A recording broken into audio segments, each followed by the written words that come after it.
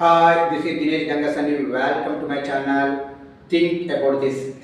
Congress party అధికారంలోకి వచ్చి 2 ఏళ్ళు గడిచిపోయాయండి మన తెలంగాణలో.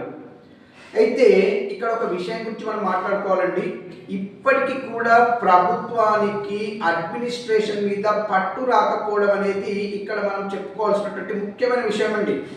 అరే బాబు, నువ్వు ఈ అడ్మినిస్ట్రేషన్ మీద ఎంత పట్టు సాధించి ఆఫీసర్లతో వాళ్ళతో పని చేయించుకుంటుంటేనే ఇటు తెలంగాణనే కాదండి ఏ సమాజమైనా డెవలప్మెంట్ అవుతుంది.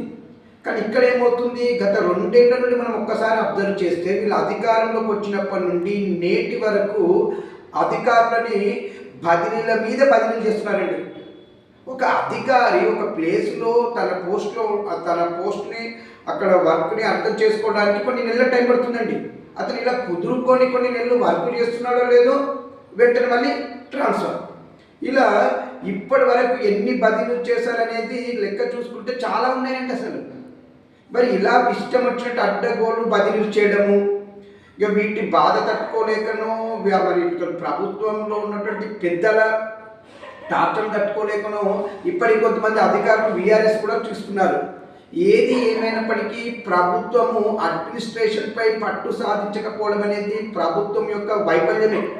ఇలా అడ్మినిస్ట్రేషన్పై పట్టు సాధించకపోవడము, అడ్మినిస్ట్రేషన్ని సరిగా వినియోగించుకోకపోవడం వల్లనే తెలంగాణలో చాలా మటుకు పనులు ఆగిపోయి తెలంగాణ తిరిగి అధపాతాళానికి పోతుందా అన్నట్టుగా కనబడుతుంది.